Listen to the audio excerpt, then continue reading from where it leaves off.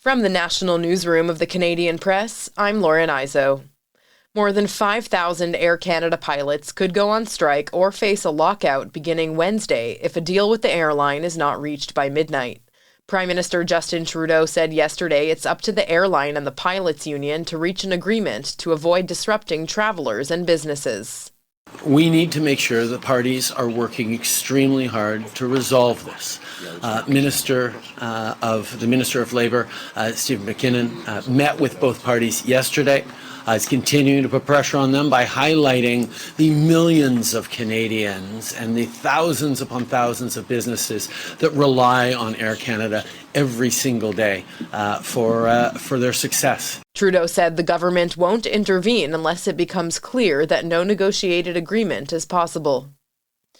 Parliamentarians returned to the capital Monday after a summer of political shifts. When they last gathered in Ottawa in June, the New Democrats were still part of an alliance with the ruling Liberals. Since then, NDP leader Jagmeet Singh announced that his party would exit the pact, leaving a shaky minority government vulnerable to an early election. The new dynamic has opened potential opportunities for the Bloc Québécois, who say they are willing to do business with the Liberals. Israeli airstrikes hit central and southern Gaza today, killing at least 14 people. Meanwhile, friends and family members of a Turkish-American activist killed by an Israeli soldier in the West Bank buried her in Turkey today. Footage captured by the AP shows mourners attending the funeral of the Turkish-American activist Aysenur Ezgi Ayge in Turkey. Her death was condemned by U.S. Secretary of State Antony Blinken as the United States, Egypt, and Qatar push for a ceasefire. This comes as airstrikes in Gaza City hit a home housing more than 10 people, including women and children. Gaza's civil defense reported that another strike hit a tent in Khan Yunis, where Palestinians displaced by the war are taking refuge. I'm Rika Ann Garcia. In Washington state, a child is recovering after being attacked by a river otter. The Washington Department of Fish and Wildlife says the child and the child's mother were walking along a marina dock near Seattle when the otter grabbed the child and pulled them underwater. The incident report says the child resurfaced after a few moments and was rescued by the mother. Washington State wildlife official Matt Blankenship explains why the otter had to be put down.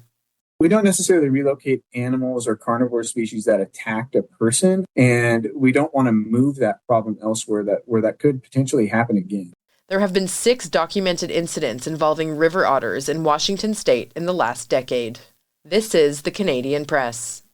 In sports, the Calgary Stampeders are in desperate need of a win heading into their home game with the Montreal Alouettes.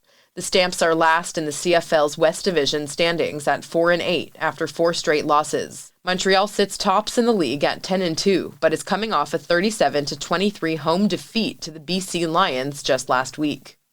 Toronto FC welcomes Austin FC to BMO Field for the first time tonight in Major League Soccer play. TFC enters 8th in the Eastern Conference, while Austin is 11th in the West. Austin took the club's only other meeting last season, a 1-0 victory in Texas.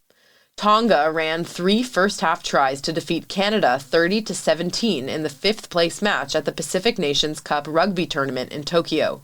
Defending champions Fiji topped the United States 22-3 to advance to next weekend's title game. Japan and Samoa meet in tomorrow's other semifinal. From the Canadian Press, I'm Lauren Izzo. Thanks for listening. Don't forget to follow and subscribe.